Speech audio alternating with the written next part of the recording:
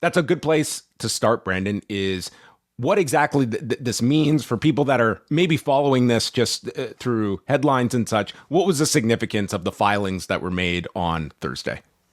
So we have the entrance of it's very, very pro wrestling like. The entrance of a U.S. attorney, which is up to this point, of course, this is a civil lawsuit.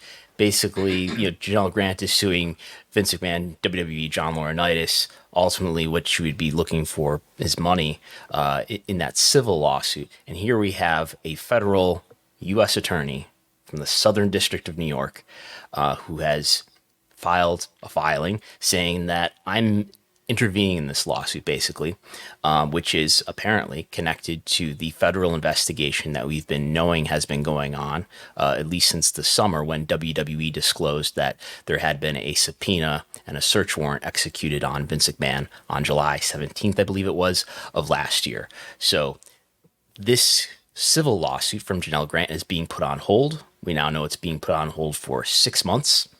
And does that mean that criminal charges, indictments are coming? Can't say. We don't know. But it does raise a lot of questions. Yes. And this is not, like, some people have misinterpreted that this is a revelation that this federal investigation has begun. We have known the existence of this, yes. As Brandon mentioned. WWE revealed it in their 10Q filing that Vince McMahon, they had executed a warrant, they had seized his phone. So we had known that this was being investigated, but now... And going all the way back to 2022, which is when all this scandal news started to break, Wall Street Journal reported at that time that there were federal investigations happening at that time as well. Right.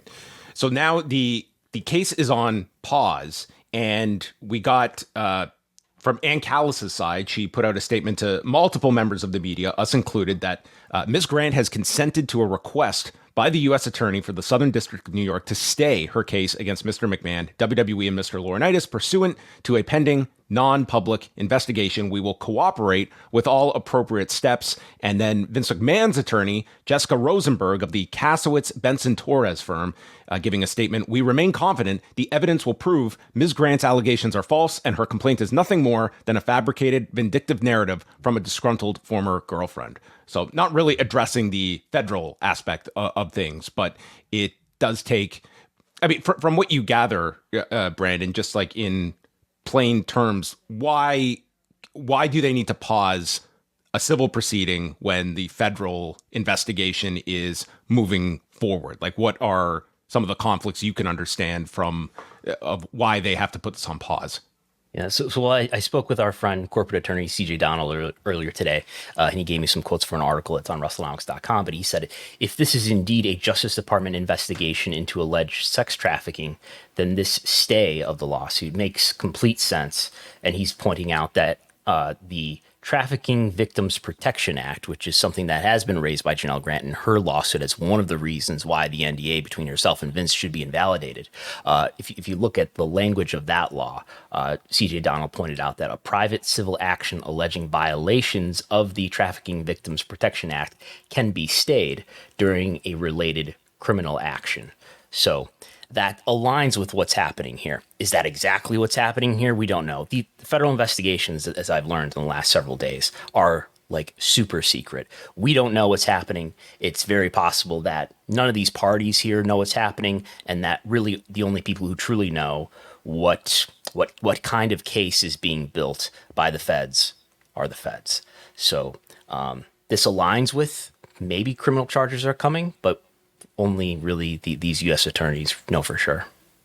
Wait, I'm kind of curious from your standpoint that if you take if this goes from a civil proceeding that we have sort of seen the peak in terms of focus upon it in the aftermath when it was filed in January, if this ends up going like the federal level, how much of a bigger story that this becomes as opposed to just a case about a monetary, a case that is all about money into a federal case and the amount of attention that then garners? I would think it would pick up at least another considerable wave of mainstream press.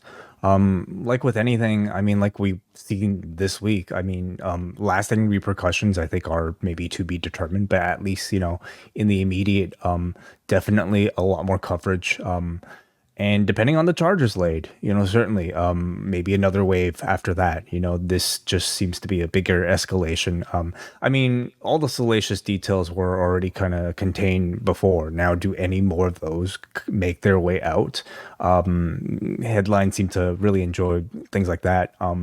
Or are we just going to, be? Is this going to be a much more sort of, I don't know, will we find out what the charges are, if there are in fact any? And to what extent of the crimes contained within will we find out as a public?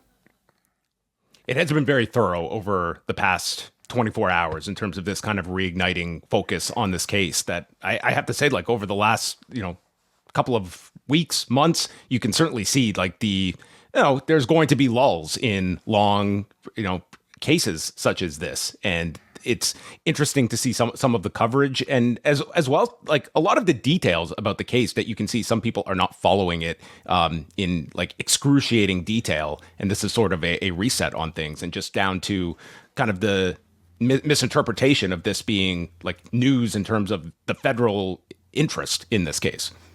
Yeah, and something I've had to remind myself of when, looking into previous articles, when, writing a new article today and yesterday, is that back in February, the Wall Street Journal did report that there's an investigation and did specify that this was an investigation into allegations of sex trafficking and sexual assault against Vince McMahon.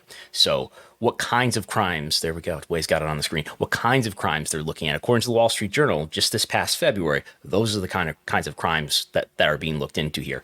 There are questions around what originally made this a news story, is that the board of directors of WWE had to look into it because there were these NDA payments that should have been recorded as, in their filings, in their financial statements disclosed to investors. They should have been counted in there. And that it doesn't mean that they would have said we paid, this much for NDAs, but they should have been counted into the math of how much WWE is spending. It wasn't. They had to make corrections because of that. Are there issues there? I don't know, but that's possible. And we should point out that Vince has sort of addressed this last summer when, remember, he was still with the company last summer, and he sent a message to all staff saying, I am confident that the government's investigation will be resolved without any findings of wrongdoing. And then as recently as this past April, in that NBC News article that came out, NBC News had someone close to Vince saying that he doesn't believe that he's going to be charged for anything here. We also wanted to touch a bit upon a story that we reported on Thursday, right before this other story came out, and that was just regarding sort of from the PR angle of things and on Janel Grant's side. So we know that Vince McMahon is being represented by Michael Citrik's company, Citric and Company, as it is noted, and then Janel Grant is being represented by a PR firm called the Agency Group, or TAG. And one of the people involved in representing her is a woman named Carolina Hurley. And by the most weird coincidences, Brandon, we were able to find out sort of some history here. And it relates to King and Queen of the Ring, when on the mat, there was no Prime logo. And I mentioned this to you just in passing that, okay, here was a PLE. They didn't use the Prime logo. There could have been multiple reasons. This is a Saudi Arabia show. And you went down this rabbit hole and it took you to press releases, and we put together this information. And at the end of it all, we found out that, this individual, she did serve as an aide in the White House during the Trump administration. And we felt this was, relevant information, not so much that she served in the White House, but the fact that with Donald Trump, this is someone with longstanding ties to Vince McMahon, and the fact that we had payments that were made to multiple women, including Janel Grant, but we also had payments to Donald Trump's foundation as well, that is all tied to this Wall Street Journal reporting. Right. As people will know, especially people listening to this show will know, that that Donald Trump and the McMahons have had a long relationship going back to the 80s and through the decades. It's one of those things where there's such an association for people between them, particularly up to today, where you have the NBC News article saying that they're still in touch. You have the Vince spokesperson denying that they're regularly in touch. Nonetheless, even if you put that aside, there's the issue of Linda McMahon being clearly publicly very involved with Vince's or with Donald's political activities. And just this past March, I was looking into the FEC records where it shows you who's giving how much money to whom in terms of political campaigns. And Linda has given millions, tens of millions of dollars to specifically Trump political activities, as well as other Republicans, but specifically Trump political activities, over $30 million over the years since 2015. And even as recently as March, she has given $5 million. So she's clearly very interested in Trump's activities. So that, among other reasons, we felt it was important to disclose that there is a person who was a communications aide in the Trump administration who is working on Janel Grant's side, in fact. And that doesn't necessarily point to any bias, but is something that we felt that we should report and make transparent for people so that they understand exactly what's going on here. And the last thing before we go, I just want to quickly touch on the report you got through records from the Pennsylvania State Athletic Commission as it relates to WrestleMania 40 weekend and the gate figures, not just new records when it comes to one night gate figures for wrestling events. But when you take the totality of SmackDown, NXT Stand and Deliver, Raw on top of the WrestleManias, we're talking in excess of $40 million in tickets sold. Like, these are astounding figures that they drew over WrestleMania weekend. Yes, if you log in Way, you'll be able to see it. So we now know that the all-time record for the biggest wrestling gate ever is that night 2, which is kind of what I figured, that the night 2 was, it had the Cody and Roman match, so that probably drove the dynamic ticket pricing up a bit. And that is 17 points, let's call it $7 million without fees. We don't know exactly what it was with fees. I got this from the Athletic Commission.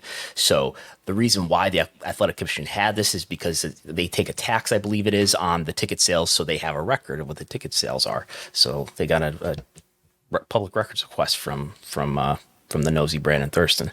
And so we know probably with fees, it's somewhere around 19.7 million based on the press release information that we know and the math that you can do.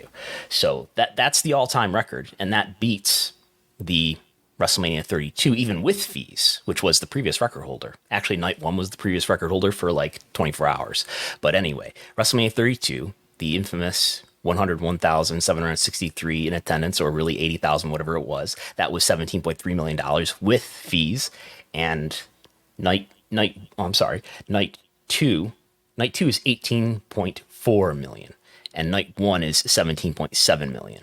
So anyway, that's the new record. If you adjust it for inflation, 32 still holds the record, and I believe even the MetLife Stadium WrestleMania in 2019 holds the record as number 2 if you adjust for inflation. But in terms of real-time dollars, night 1 and night 2 would be the biggest gates ever. Yeah, this is increasing my my prediction that we're going to get a 2-night SummerSlam before 2026. When you're seeing these level of gate figures, the idea that you can rent this stadium and for a second night, no, they're not going to do necessarily those figures for a SummerSlam on back-to-back nights. But I mean, we have seen like the pricing of WWE tickets and the demand for them, that I think that SummerSlam is going to follow suit, and I could see them certainly increasing that back-to-back load by 2025. Yeah, I guess having 2 events at a stadium, that pushes everybody to have to do what? Take an extra night at a hotel. And that's really what they're selling here, right? Is that we're not just going to bring a great event to your city and maybe, help you out with some marketing value and tell you what a great place the city is to visit. And Corey Graves and Michael Cole are going to say what a great night they had at the casino or whatever. But they're pushing local business. And if, it's one thing to have other arena events surrounding it, an NXT event, but if you do a big 2-day stadium event, that does push just more local business activity, including hotel nights. Well, does it give you reason, Brandon, to think that Friday night SmackDown will stay on Fridays I think so. And similar for Raw. I mean, obviously, whatever Netflix wants to do is probably going to prevail. But if they're open to Raw staying on Monday, I would think, because it just makes the calendar, it makes it so that WWE could potentially sell a Friday, Saturday, Sunday, Monday to municipalities, and that's a great package. Whereas if you put it on different nights further down in the week, it's harder to make that all work in one location. Well, Brandon, we thank you very much for staying up with us on Friday night. You can hear myself and Brandon each Wednesday on both the Post Wrestling and WrestleNomics channels at 3 p.m. Eastern Time. Brandon also goes live every Sunday at 11 a.m. Eastern, and this Sunday is your lucky one. If you are one of the freeloaders out there, as WH Park likes to call them, 11 a.m. Eastern, free for everyone. WrestleNomics Radio coming your way, and I'm sure this is a sample of what Brandon will be talking about, and maybe a breakdown of what is disappointment. That might be the word of the week, to see how it is broken down and absorbed by many different parties out there and what it relates to when it comes to television offers. Wrestle semantics, which is really most of wrestling reporting, I would say. I'm looking forward to Brandon Thurston's complete preview of how Gable Steveson will pan out for his Buffalo Bills. I have no comment on that matter at this time. Yes. Thank you very much, Brandon. We'll talk soon. Right. Thank you. See you guys. Bye. Thanks, Brandon.